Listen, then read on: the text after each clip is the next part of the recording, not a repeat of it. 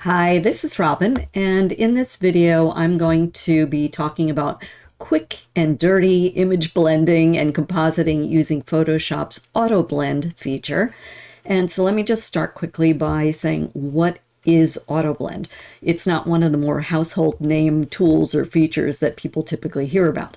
So what Auto Blend does is it automatically combines content that has simple, discernible edges that are located on multiple layers in your layer stack.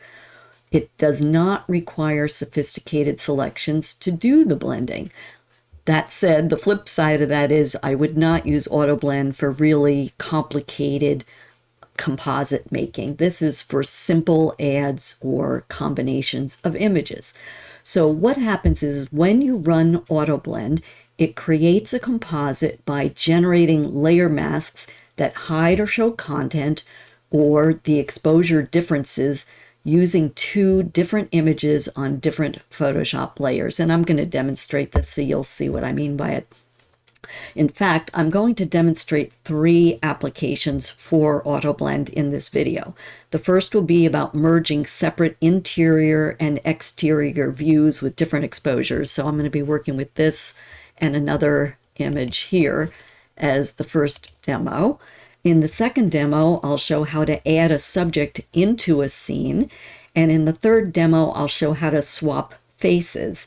The things that I will cover in another video, a future video, that also can be used with Auto Blend are making panoramas and focus stacking. So that said, let me just talk for a moment about what are the applications, or why would you even care to use Auto Blend if you think you know how to make selections and put things together. As I said, it's supposed to be a time saver. It's a quick and dirty or quick and easy way to make simple composites. So you can use Auto Blend to add subjects or objects to an already photographed scene. So let's say you took a group shot and there was somebody who couldn't make it. Then you can try to shoot them on another day, and it doesn't matter because you can do some exposure blending with this, so it doesn't have to be the exact same light, and add them to the group scene that they missed out being a part of. But again, because this is simple compositing, you'd have to go back and shoot them in the same place that you shot the other people, so you can line things up more easily. Another example of that kind of thing, of adding subjects or objects after the fact, let's say you do commercial or product photography. Client gave you some products, you did a photo shoot, you sent them the shoot results, and they say, you know, darn it, we forgot to give you this one product, or we've added another product to that product family. Can you add it? Can you redo the shoot and add this other product? Well, you can say sure, and know that you can just put it into the same tabletop setup that you did before. You don't have to set up the whole other scene. You can shoot this one additional product and then composite it into your previous shot. So it's very handy and a quick and easy way, with some minor touch-ups after the fact usually, to do adding subjects or objects to an already completed shot. Another application for Auto Blend is that you can assemble images shot in different exposures, and that's what I'm going to use this image as a demo of. So it's good for travel or architectural or real estate photography, where let's say you weren't able to exposure bracket, but you did capture some well-exposed interiors and some well-exposed exteriors from the same general view, and then you want to assemble them even though you captured them separately. Another application for Auto Blend is if you want to swap faces. So let's say in group shots, you know how tough it is to get everybody looking good at once. You know, the one person blinks, or the one person says, oh my gosh, I didn't smile that time. So if you get a group, a series of shots of the same group, then you can do some face swapping for portrait and lifestyle photography, wedding photography. I'm sure you can think of other applications. Again, travel photography, and you just want to get a few different expressions where you have the Eiffel Tower behind you and you don't want to be looking like you were making a face or something, you know, for the person that you were shooting.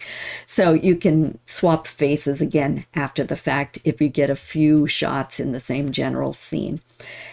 Two other applications as focus stacking, so shots that are made with different focus points throughout the scene to create an image with front to back sharpness, and creating or stitching together panoramas I'll show how to do those with AutoBlend in a future video workshop, so I'm not going to demonstrate those in this video. Some important do's and don'ts to keep in mind when working with AutoBlend. So keep in mind that AutoBlend only works on RGB or grayscale rasterized images. It will not work on smart objects, not work on locked background layers, and not work on video layers. So just be sure if you have a smart object that you rasterize your layer before you try to work with AutoBlend. I would suggest in any case you don't work on a locked background layer, and I'm going to show that as the first step of my demos. And then video layers too, you can't use AutoBlend for that. Another thing that I think is important to keep in mind and do when you're working with AutoBlend as a first step is cleanups. And what I mean by that is do any denoising of your images, get rid of little minor distractions in the scene, whether you want to use the remove tool or content aware fill or generative fill, whatever it is that you want to use.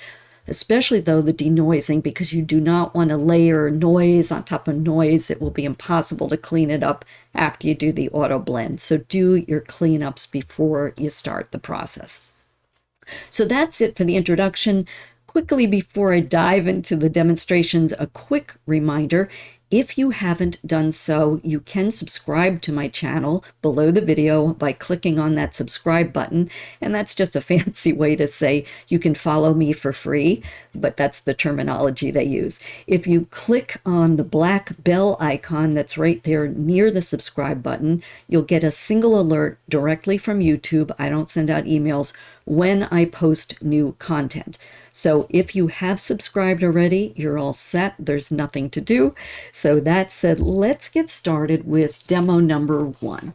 And in demo number 1, I do, as I said, want to show how to combine images with different interior and exterior exposures. So I've got this chapel in Rapid City, South Dakota, where I've got the interior view that you can see pretty clearly in the exposure what's there, but clearly the exterior scene is blown out. And then I have paired with it this second shot where the exterior and also the flooring, the wood floor, is much better exposed and you can see what's going on, even though this is a little darker for the interior. But you do need to be able to capture both scenes and essentially lined up. Now, just a quick reminder, so in case anybody's hopping around with the demos, one of the things I said to do is to be sure to denoise any of your images before you start working with AutoBlend, so you don't start laying noise on noise. And with interior dark shots like that, believe me, you're going to have noise. So we have both images open. You have to have the paired images open that you want to work with in AutoBlend. This image here, I'm going to call my base layer, because it contains the bulk of the information that is in the scene. And I'm going to call the second image my overlay layer, because I'm going to overlay the parts that will make the composite and finish the base layer. So let's click back over here. One thing I always said too, as a don't work, you cannot work with AutoBlend and a locked layer if you're looking over here on the right where I'm circling. So I always recommend you duplicate your background layer and don't work with the original image. So to do that, in that layers panel with that background open, you can Control or Command J and jump a duplicate copy up to another layer. And I'm going to double click on that word and I'm going to label this my base layer, and it's my interior scene. Now that's going to be my base layer, because as I said, you'll be working on 2 layers. And then I'm going to click to make the second image active. Again, over in the layers panel, I want to duplicate that background layer, Control or Command J, and I'm going to call this my overlay layer, and this is the exterior exposure view. Okay. Now, what I want to do is I'm going to start with my overlay layer, because as I said, I want to composite this on top of the base layer. So that's why I'm calling it the overlay. And I'm going to click on the move tool because I want to move this image over here. So in my toolbar, which is docked right and adjacent to my layers panel and my properties panel, I'm going to click on the move tool, which for me is at the top of my toolbar, and it's that looks like a cross. And when it's dark, you know it's active, okay? I'm going to make sure that top layer is active. And with the move tool active, you can see it has added a pink bounding box around the image to be moved. You can click anywhere inside that box, but don't click on this widget inside the center of the image. Also, if you have an image like mine where it's essentially the same setup and you want the scene to overlay better, press and hold the Shift key as you click and drag this over. And keep that Shift key depressed until it's moved over, and then you can release it. And it keeps it more centered. It just moves it in a straight line horizontally across. So it just makes it a little easier to line things up after the fact. Now, I like to always use my lasso tool as my neutral tool and get away from move tools so I don't accidentally move things. So I just am going to click there. You can do whatever you please. You don't need to go to the lasso tool. Okay, so we've gotten this and we have our layers labeled. So we've got the base layer. Let me just show you again. So that is the overexposed outdoors and the decently exposed indoors. And then laid on top of it is the overlay layer, where I want to try to use more of the wood details and the exposure for the exterior from this particular shot. And again, if you either were on a tripod and did exposure bracketing, you probably don't need to go through all these steps, or else at least you'll have better exposures to work with. So something to keep in mind. I did not shoot this on a tripod. It was handheld. So I'm going to do another step that is optional first before I do auto blend. If you have scenes like this and you too did handheld shooting and there's sort of geometric shapes that will become very obvious if they get blended together, I would suggest that the first thing that you do is to auto align the layers. So with this layer, overlay layer active, press and hold the Shift key and make its paired layer active. So you want to be working with both layers at the same time when you work with auto align and auto blend. So make sure they're both highlighted.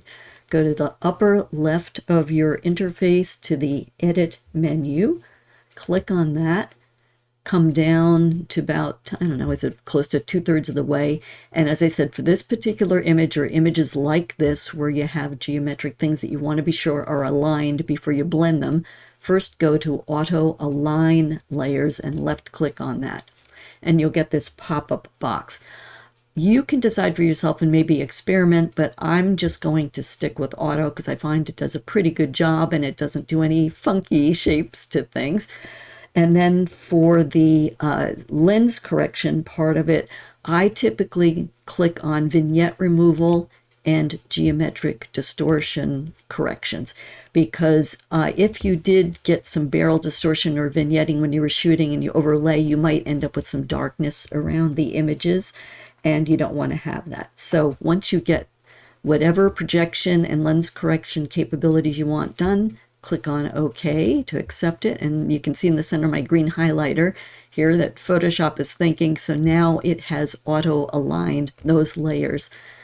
All right, so the next thing we want to do, again, keeping these two layers in the layers panel active, is again come back to the edit menu, and we're going to come down to auto blend layers, which is the purpose of this video, and left click on that.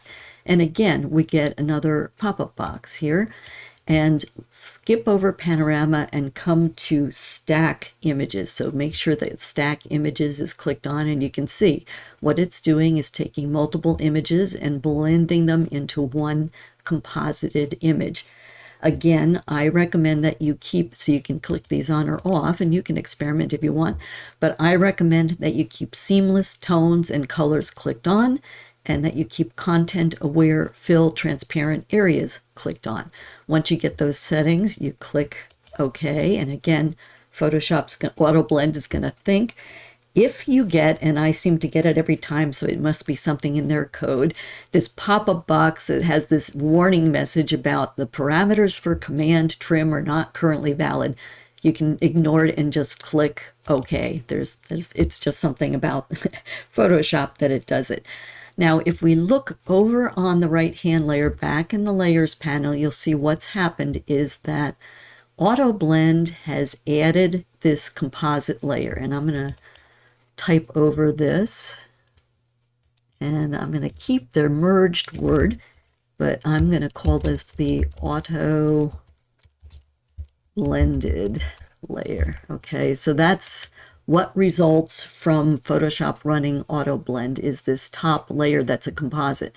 But if you look back here to the original two launch layers, you can see that what Photoshop has done is it has added layer masks to each of the original images, and I'll just click on the masks so you can see what's what. So on the base layer, this is the mask it's added, and where it's keeping the exposure from that layer. And then let me get out of that mask and go to the second original, which was the overlay layer. And Auto Blend has created this mask. So it was looking at both images together and saying which exposures and which parts of which of these two images I need to deal with, should I mask and should I show in the final result, which is this top layer. Now what I do is I turn off the eye icons for the two original layers because they are basically baked into this auto blended layer, and I make that active. So you can see that it's done a very nice job now of bringing in more of that exterior view and using the better exposures from the interior scene. Now, what you'll notice are some little quirks here, and this is what I said before. It's a quick and dirty compositing approach, so you may need to do some cleanups after the auto blend is finished. So if you look here at the bottom of my image, and again, this is from me hand holding and things didn't line up exactly. Photoshop did the best it could, and you can see it's not off kilter here on the benches or the doors or the posts, but because of where I framed it, there is some missing content there. There is some missing content and issues up here. And it looks like there might be something down the left side of the scene here and maybe something over here. So what I recommend is after you get this auto blended layer, and this is not an auto blend thing per se, but it's telling you how to deal with what auto blend returns for you. I would start personally with the remove tool on this because it'll be a quick and easy way to do some fixes. So with this layer active, I'm going to come to the bottom of the layers panel to the add new layer icon right here. It's the square with the plus, and I'm going to work on an empty layer, and I'm going to just call this cleanups. Okay, so with that empty layer, I'm going to come down to my toolbar and I'm going to find the remove tool, which is right here. It looks like a band-aid with little magical stars floating around, which I guess is what remove pretty much is. If you have an older version of Photoshop and don't have the remove tool, I would suggest trying the healing brush tool, which just looks like a band-aid. I find that the spot healing brush can be very good and you can try it, but it also can sometimes smear. And when you're doing combined images like that, it might be a problem. So you might just have to use the healing brush. But I'm going to work with the remove tool and make sure that's active. And with this cleanups layer active, I am going to, I want to point out one other thing if you're not familiar. Each of these tools in Photoshop in the toolbar has an option, has its own settings in the option bar, which is this bar right across the top. So these are the options that you can set for the remove tool. And I have mine set to sample all layers because I prefer to work on an empty layer. I find it works better, and then if I mess up something, it's easy to delete that layer versus working on the auto blended layer. So if you're on an empty layer, there's no content, so you definitely would need sample all layers so it knows to go to a content layer.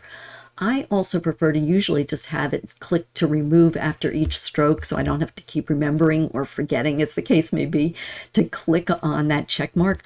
But when I have a line like this and a line like this and a line like this along the image, I uncheck remove after each stroke, because then I can use the facility, and I'm going to enlarge. Look, if you look in the center of my highlighter here, the green highlighter, I'm clicking on the right bracket key to make my remove tool a little bigger. And what I want to do is make it just a little bigger than what I want to remove, so I'm not removing too much extra stuff.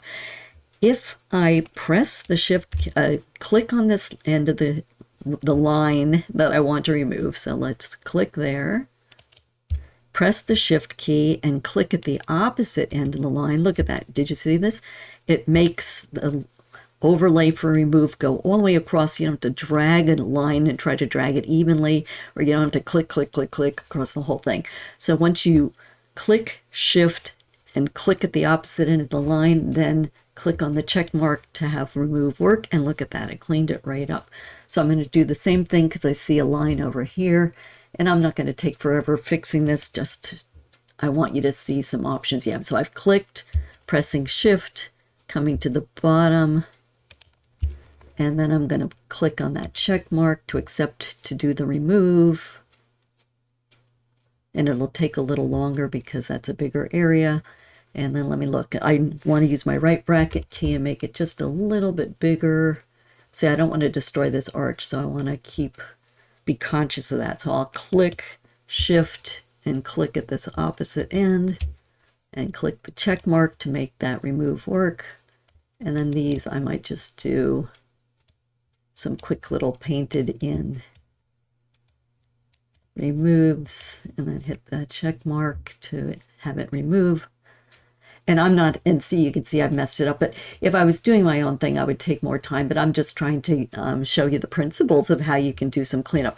Now, another thing I'm not going to do, because this is about auto blend and not about post-processing in general, but then for and you're not working with this image in any case, but if you wanted to do some more exposure adjustments, you could either coming to the bottom of your layers panel to the add adjustment layer icon, which is that circle with the line through it. You could add some brightness, you could adjust the levels or curves. You can do things of that nature to maybe selectively brighten up part of the interior again, and then you would just have to add a layer mask to limit it to the areas that you wanted brightened. Ditto for the exterior, you could add either some more contrast, you could add levels or curves to add a little bit more darkness or richness to this. You, if you wanted to, could affect the brightness, or the vibrance or the hue and saturation and make it a little richer. You could try a sky replacement, but again, you would have to mask this, and then you'd have to maybe do a sky, replace sky from the edit menu if you were going to do that. Okay, so I'm not going to spend the time doing that, but you see that the steps for doing an auto blend, if you want to combine images with different interior and exterior exposures, is to open the two different views or scenes from the two different images, the interior and the exterior content. If you have geometric shapes like this, align them with the auto align from the edit menu, then run auto blend. You'll end up with your merged auto-blended composited layer. Then you can turn off the eye visibility for the two original base and overlay layers. And then if you do need to do some cleanups, you can add a new layer and start with remove or whatever it is you want to use for your cleanups. One other thing I will show you here. So if you do want to do additional post-processing like the exposure, the vibrance, whatever, I would come to the bottom of the layers panel, click on that add new layer icon to get another transparent layer, and I would make this a stamp layer, S-T-A-M-P layer. Okay, and then to create that stamp layer, you have to press 4 keys all at the same time. So it would be Shift, Control or Command, Alt or Option, and E, and then there you go. And what a stamp layer is it's essentially blending together or making a composite of all these other layers and summarizing them, how's that for another word, on this top layer without flattening the image. So from this stamp layer, which essentially becomes your new background layer, then you can start doing all those revisions that I was just talking about. So I'm going to stop there with this demo number 1. And that's how to auto blend the two different images with different exposures. So let's move on to another application for auto blend layers in demo number 2. And I'm going to pause the video for just a moment so you don't have to watch while I do all the setup and get the next 2 images set up. So hold on for a moment. Okay, so now we are going to do demo number 2. And in this second demo for the use of auto blend, I'm going to show how to add a subject or object that's not in the original image capture to the original image. So as I said, when we work with auto blend, we're always working with pairs of images. And you can, and that doesn't mean you're limited to 2 images, but you can do 2 images, then create your composite, and then use that composite as a base and composite in something else. So you just kind of do it serially like that. So the 2 images that I'm going to work with this time, and these are both stock images. Did I say? So these came from Firefly. So that's where I generated them, through Firefly. So this application is good if you have someone or something that couldn't be included in an initial photo shoot. And so if you have group portraits or product shots, the things that I mentioned as applications. But this is very quick and dirty compositing, so you must shoot the missing subjects that you want to composite in the same kind of scene, unless you're doing something like what I'm doing here. So because I'm going to put the baby swan in with the adult swan, all I really need is the context of the water. If you're going to put people on 2 different boats or something, then you would need to get something where there'd be a comparable horizon line, and something where you could, as long as if it's going to come above the horizon line, you'd have to have a similar scene where that was shot. But something like this, where it's just going to go into the water, even though this wasn't shot at the same time by the same person, the water is roughly comparable, and hopefully auto blend will be able to deal with this if it's close enough, and then we can do some touch-ups. Okay, so what we're going to do is this, what I'm calling the Swan Lake image, that has more of the information content or more of the image content. I'm going to call my base layer. So again, you have to start with the image that you've opened in the layers panel, and as I said, always denoise first, get rid of distractions first, and then do the auto blending. And then always duplicate your background layer just so you're not working on the original. This time I'll show a different way to do it. So click on that image, drag it to the bottom of the layers panel to the add new layer icon, and it'll create a background copy. And again, I'm going to label this my base layer, and this is Swan Lake. That's the full image because the swan is on the lake. And we're going to put the baby into the lake. So again, we want to duplicate that image in the layers panel, drag it to the bottom to the add new layer icon, which is the box with the plus.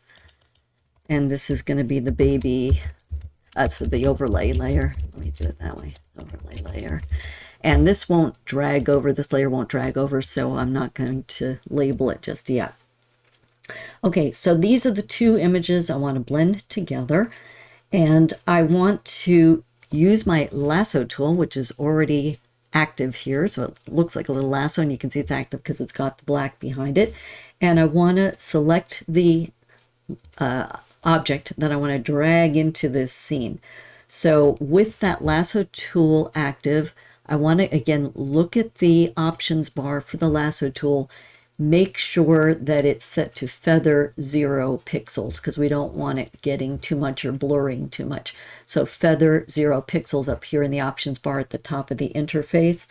And I just want to grab this little swan here, baby swan. So I'm going to look and see. I want to get the rippling water that's around him, but I don't want to get too much extra that I'll have to have auto blend contend with to blend him into the larger lake, since they are not the same scene. I definitely want to get his reflection so that he feels planted into the scene, and because he's swimming along, I want to try to get some of the wake behind him. All right, so I've dragged the lasso tool around the object that I want to move as an overlay into the other scene. You've got the marching ants, so you know that that is active selection. And I'm going to go back to the toolbar on the right-hand side where my highlighter is, click on the Move tool, which is that cross inside that highlighter. Once the Move tool is active, again, we get the bounding box. And then you can just click inside, but not on this widget in the center. Just click inside there. And again, just keep, I'm using a mouse right now, so I keep the left mouse button depressed and just drag him over. And baby is a little bit huge here for this scene. So the next thing to do is you may need to scale or distort or somehow adjust your image to fit into the rest of the scene. So with this still active, I'm going to go to the corner handle for this image. And so this is important.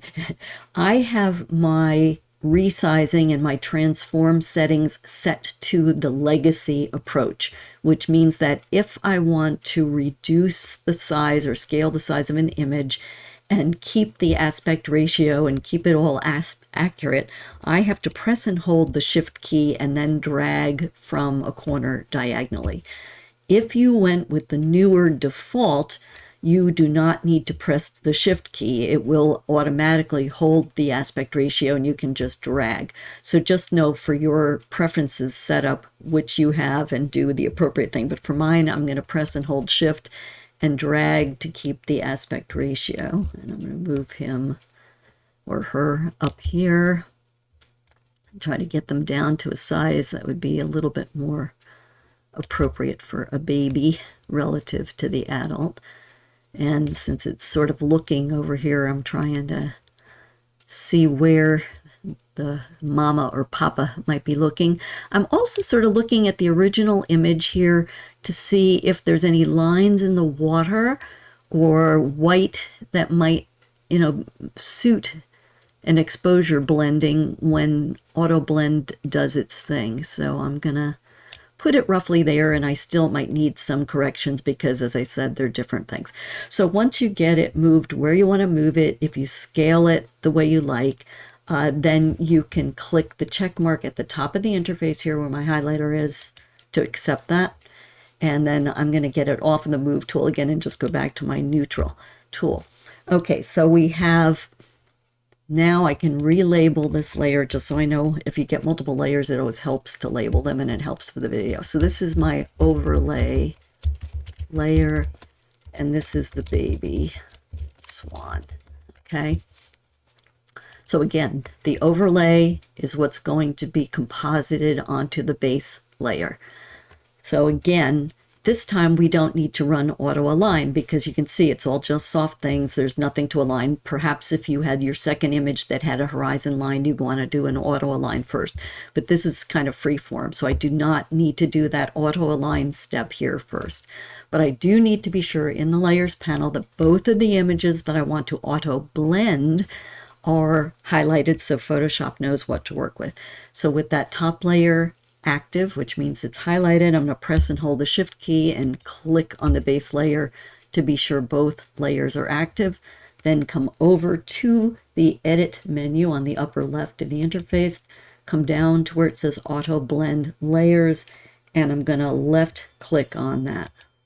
Okay, and again, we get this pop-up box that says auto blend layers. The blend method, use stack images for this kind of a thing where we have multiple images and it's not stitching them side to side like a pano. This is just overlaying multiple images to form one image. I always recommend keeping it on seamless tones and colors and content aware fill so that Photoshop and Auto Blend knows that they might need to do some exposure blending and make things fit together.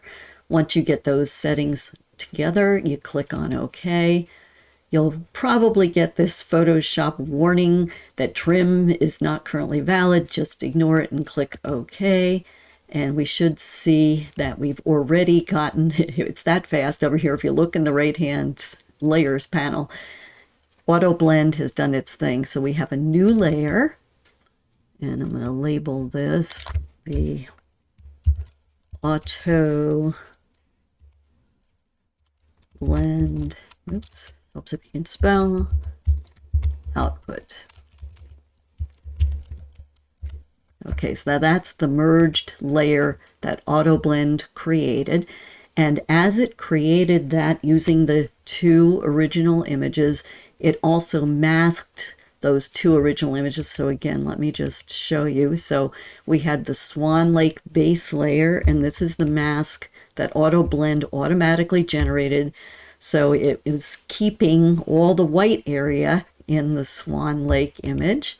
And then in the baby layer, the overlay layer, it kept the baby and added the baby in the blending process to generate the top layer. So once you get your top blended, auto-blended layer, you can turn off the eye visibility on the two original layers, and you can do any corrections that are needed or cleanups that are needed on your auto-blended layer.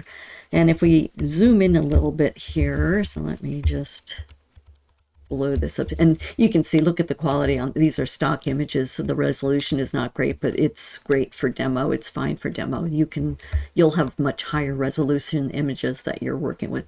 But you can see in doing the auto blending, we've ended up with some, because I was selecting around a squared off edge of an image, those edges show up here because Photoshop.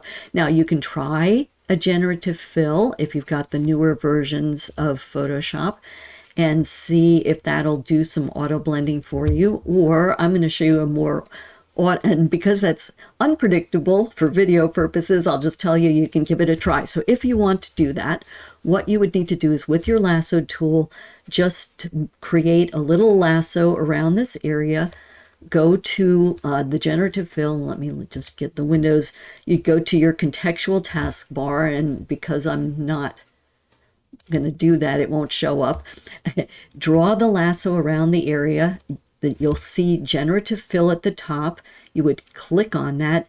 Don't type anything, just leave it blank and then click on generate. So don't put any prompts, and just let it see what generative fill will do to try to match the water for you. So that's if you want to try the generative fill, which I'm not going to show. But if you do want to do some more manual cleanups yourself, bottom of the layers panel, come to the add new layer icon. That's the box with the plus. Get an empty layer, and I'll call this cleanups. And I'm going to try using the remove tool. So in the toolbar, I'm going to come down to the remove tool, which looks like a band-aid with little magical stars next to it.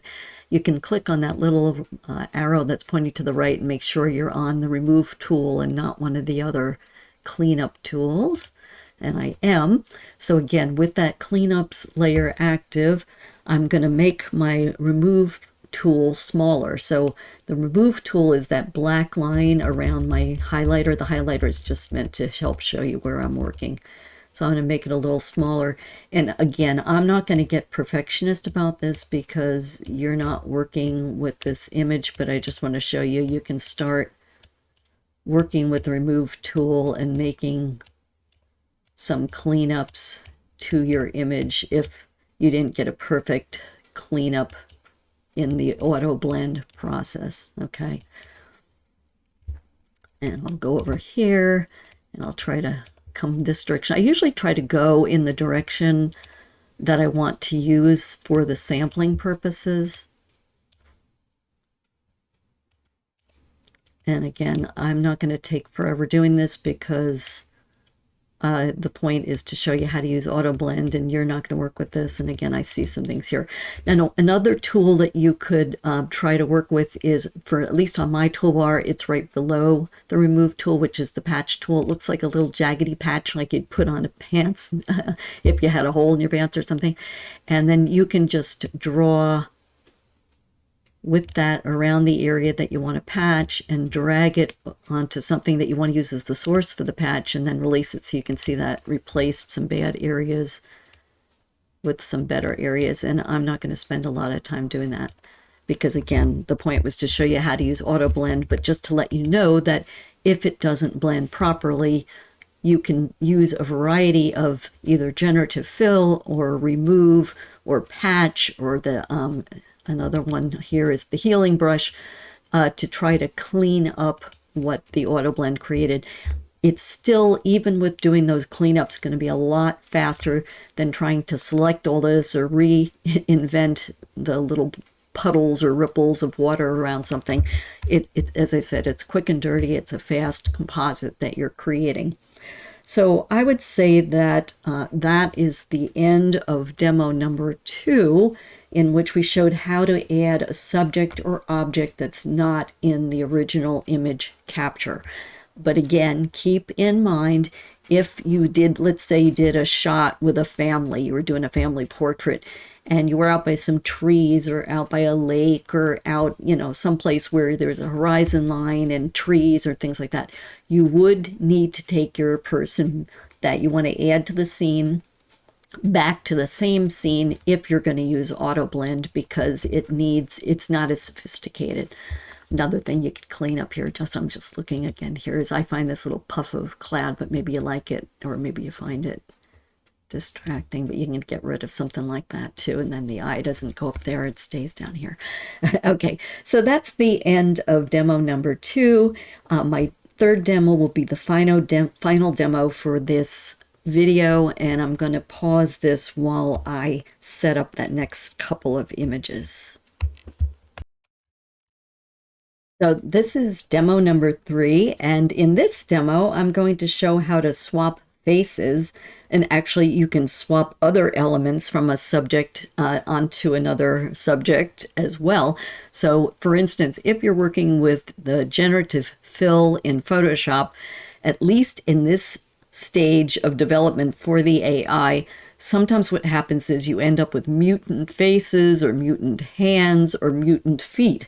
So you might want to be able to swap another head, hand, or foot onto a subject that's been created in generative fill. Or you may, as I said earlier, have a group shot and somebody's expression, like this little grumpy baby, as I'm calling him, is not so good. So you want to put another expression that you captured on that person and just swap the face from a happier, cuter face onto the little grumpy face. Now, maybe this is pretty amusing and nice to have for a family reminder, but if you had a group portrait and it was a wedding or a corporate scene or even just a family and they want to have nice shots too with all good expressions, then knowing how to do a face swap is a handy thing to be able to do. So that's what I'm going to demonstrate with auto blend for this application here. So again, we've got the 2 images open that I'm going to use to work with auto blend, and this image with the bulk of the information will be the base image, and then the face that's going to get swapped from this, it will be the overlay face that will get moved onto the baby. And you can do funny and humorous things too. So you might want to put a girl's face on a guy's head, or, or something, or give a guy a mustache that doesn't normally have one, or add glasses, so you can do all sorts of things with this. So it's just learn the process and then you can be creative with it, or try to create something that's more complete as far as an image. So as usual, I recommend that you do any denoising and cleanup on the images, the 2 images that you want to blend together, as a first step before you try to work with auto blend. So, and also to duplicate the background layers so that you don't do anything to the original. So I'm going to hit a Control or Command J with this background layer. And since we're on the family picture, the family portrait, I'm going to call this the base layer. That's the family shot. Okay. And then same thing, I'm going to click on this image and duplicate the background layer for the overlay image. So Control or Command J. And this is the overlay, overlay layer. And this is the happy, let's just call it happy baby. How about that? Okay. And I'm going to actually start with the overlay image because that contains the face that I want to swap in. So go to your toolbar. Yours might be on the left side. Mine is docked right. With your lasso tool active, which looks like a lasso there, I want to have it set in the options bar for the lasso tool to feather 0 pixels so that we're not smearing or gathering too much information. And then let me move this little baby picture up here and make it bigger so we can see what we are selecting. So you're going to select the area that you want to use for the swap to move onto the base layer. So with that lasso, you can see the lasso tool inside my green highlighter in there. It looks like a little lasso. So I'm going to just trace very loosely around the outside of this baby's face because I just want to bring over the face. I'm not going to get the ears or the neck or anything else. It's not a head swap, it's a face swap. And you can see it's a little jerky looking because I'm working with a mouse here as opposed to a stylus right now. You can also see I'm using stock photography for these demos, except for the chapel, that was mine. But you can see it looks like somebody did something funky here playing with their stock image. So anyway, so the resolution and there's odd things going on. These are stock images, but they're very helpful for demos. Okay, so I've made a closed lasso to create the marching ant selection around this baby's face that I want to swap onto the other image. And so now once I get that together, then I can make it a little smaller again. Let me move this out of the way. Okay. And I'm going to click on the move tool in the toolbar, and that's that cross-looking icon right there. That's the move tool. And that has created a pink bounding box around the area that I selected. So you can click anywhere inside that pink bounding box, but do not click on this widget in the center. So I'm just going to click on the cheek. And since I'm using a mouse, I'm going to click and just drag that over, keep that left mouse button depressed and drag it over. And so now we've got the overlay face into the image that I want to put it into. And clearly you can see that it's way too big for this image. So it has to be resized and scaled. So first of all, I'm going to label this layer so we know what we're working with. So this is the overlay layer.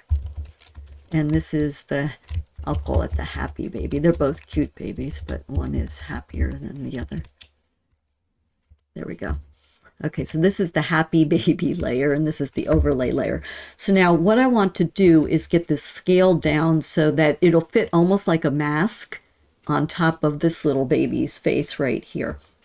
So what I'm going to do is, with the move tool still active and the bounding box still there, I'm going to click on a corner handle and drag diagonally to make this head smaller. And something to keep in mind, so I am still using the legacy system. I have it set up in my preferences to use the legacy system. So what that means is if I want to maintain the aspect ratio, I have to press and hold the shift key when I click on and pull down on this corner handle. If you're using the newer default method, you don't need to click on shift. You can just pull down that corner handle and it will maintain the aspect ratio. So just know which you're using and do that. So for mine, I'm going to, because I'm using the legacy system, press shift and start pulling down from that corner handle to start resizing this face to a size that's more comparable to the face I want to put this swap face onto. And then again, I'm going to zoom in so I can see better what I'm working with. And you can see the resolution is not good on a stock image because I didn't want it to be too large of an image and take too long to process. So what I try to do, my approach is to try to eyeball it and get it as close as possible. And then what I do is go to the layers panel, and right here next to the blend modes box is opacity. And I left click on the word opacity and start dragging to lower the opacity on the overlay face, the face that's going to be put on top. And if you do not want to click and drag on the word opacity, and you can see it's lowered the opacity from 100%, you can click on this little down arrow and you'll get a slider. So whichever you prefer to work with. So once you've lowered the opacity, what you can do is then click inside that pink bounding box again and just start dragging that over and overlaying it on top of the face you want to replace. So I can see that the eyes are off with this. So if I pull just outside of that pink box, look at where my highlighter is, you can see that I get a little rounded two-headed arrow.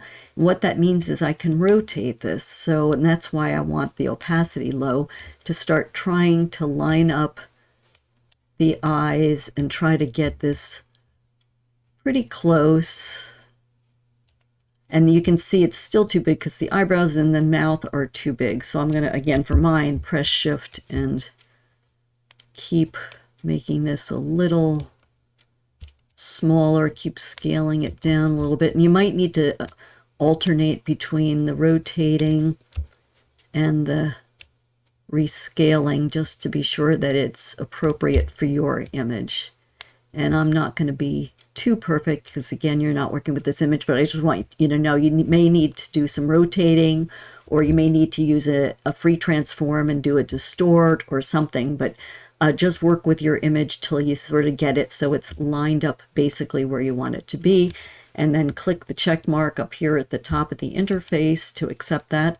And then I'm going to get off the move tool and go to the lasso and put this back to full opacity over here in the layers panel. So I'm working with the 100% opacity. Okay, so now what I want to do is, with this layer still active, I want to click. So I'm on the overlay layer with the happy baby overlay face. I'm going to press Control or Command and left click quickly on that layer to activate the selection again. So you have to get the marching ants.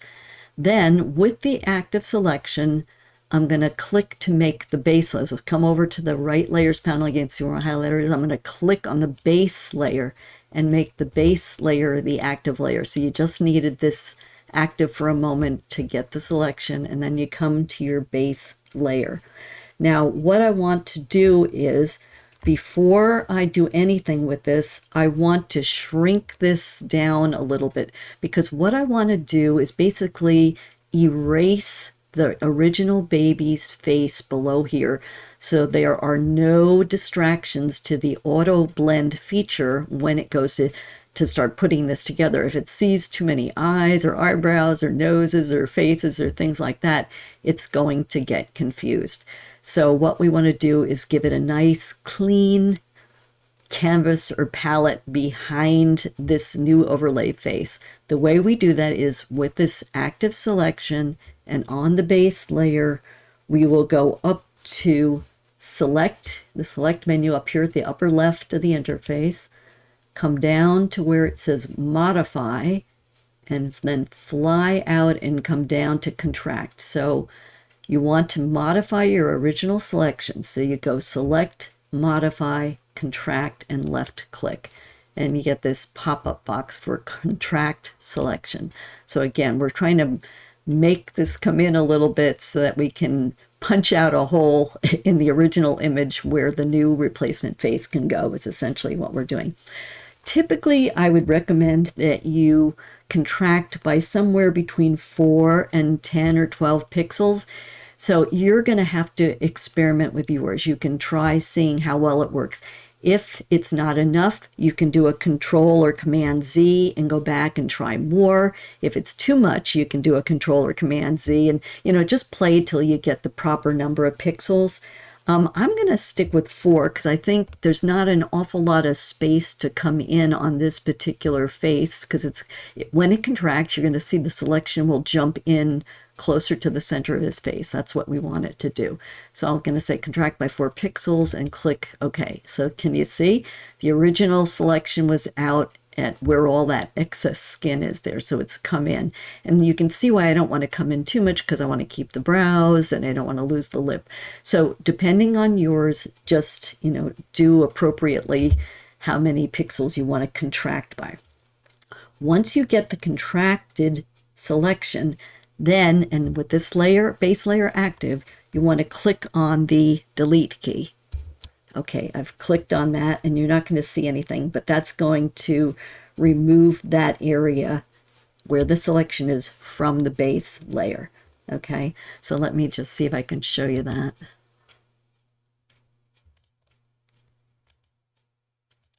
There you go. So it has punched out a hole with the old face and made a place, nice clean space to add the new face that you're swapping in. Okay.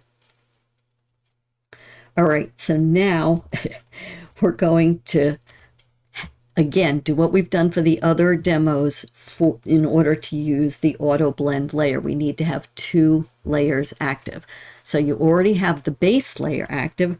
Press and hold the shift key, come to the overlay layer and click on that so that we have both the overlay and the base layer active. And I know this seems like a lot of steps, but once you do it a couple times, it goes a lot faster, and I'm just trying to go slower to show you, what the different process is. All right, so now, again, we're going to go over to the upper left to the edit menu, come down to where it says auto blend layers, left click on that, and you get this pop-up. Now, I know in the other 2 demos, because of the nature of those images, we could only use stack images. For something like this, you can also try panorama because you've left something to stitch, or almost it's the moral equivalent of a panorama because you're stitching.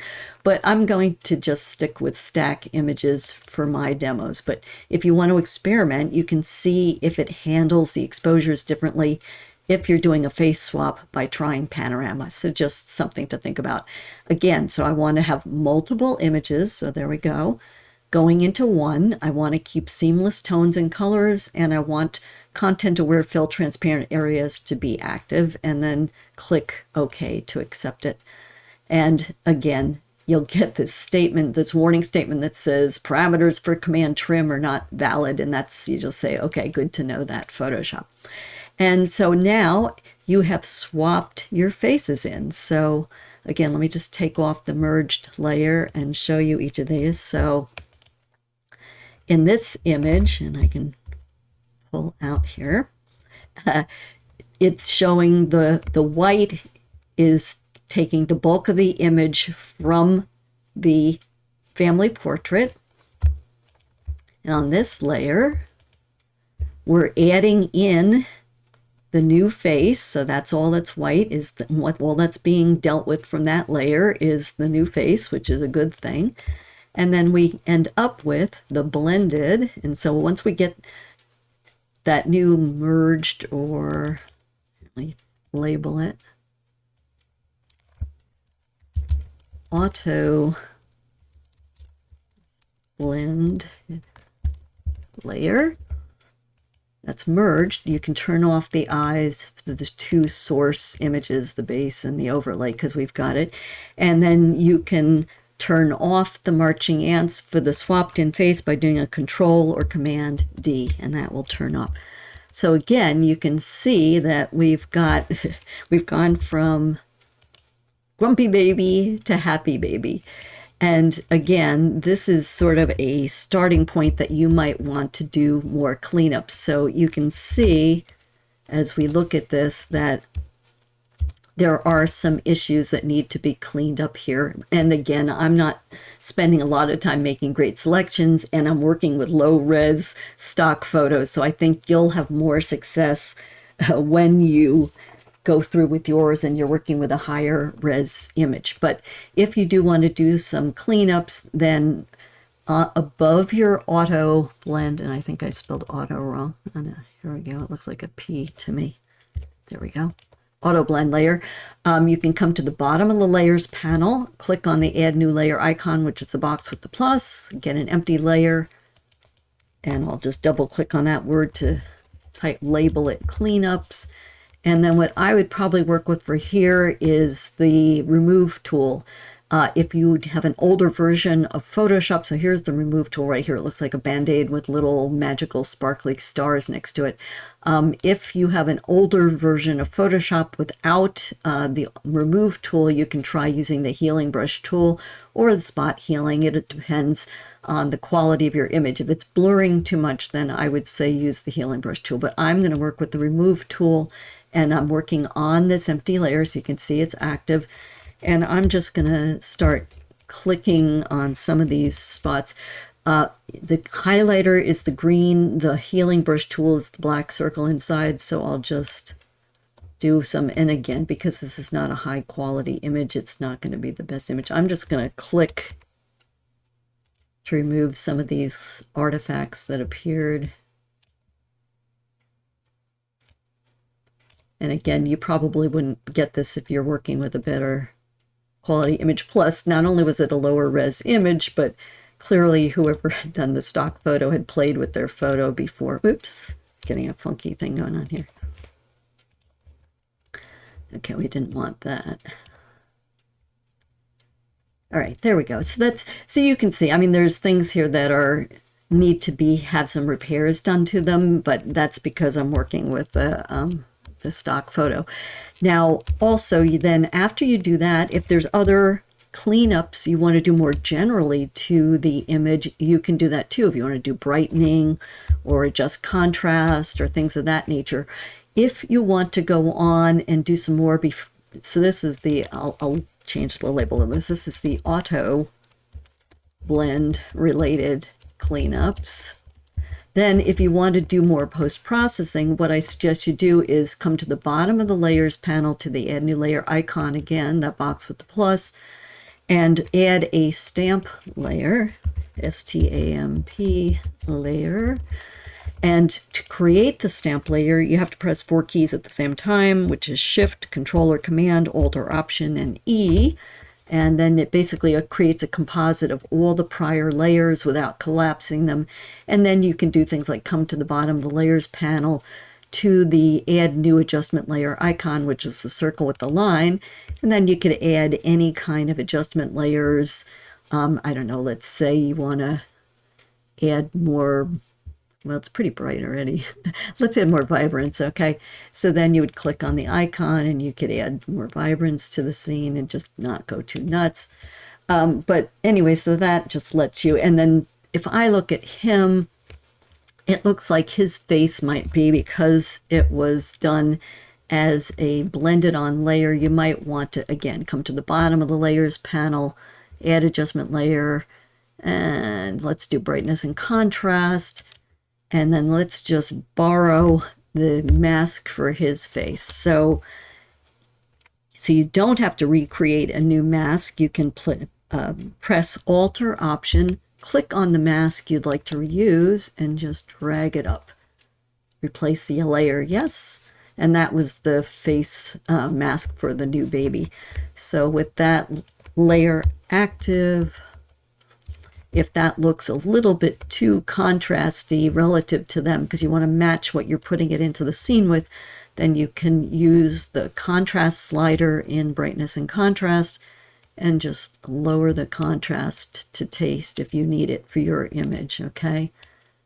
So then, you know, because they're a little softer. So just match what you're compositing in to what was in the previous scene that was the base image. And there we go. We end up going from a little cranky baby that might, as I said, might be fun to have as a picture, just as a remembrance, to maybe something if you want to have a print made or something, to have a happier baby or whatever your other application is. So that is the end of the third demo. So I've done the 3 demos. And so, as I said, Photoshop's Auto Blend feature really provides a quick and easy way to build composites without making a lot of sophisticated selections or masks. And for the right kinds of images, and these were all relatively simple, it is a time saver, even if you have to do some minor cleanups after you've done the Auto Blend.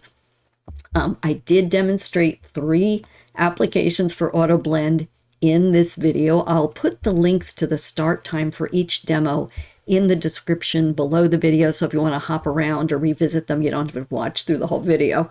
And in a future video or 2, I might break it up. I'll show how to use Auto Blend to make panoramas, and also how to use Auto Blend to focus stack. So if you have a preference for which you'd like to learn first, whether how to stitch together a panorama using Auto Blend or to learn how to focus stack and make sharpness front to back with a series of images, then just put a note in the comments below the video. I'll check it out. But for now, happy compositing, and I hope you have fun playing with Auto Blend.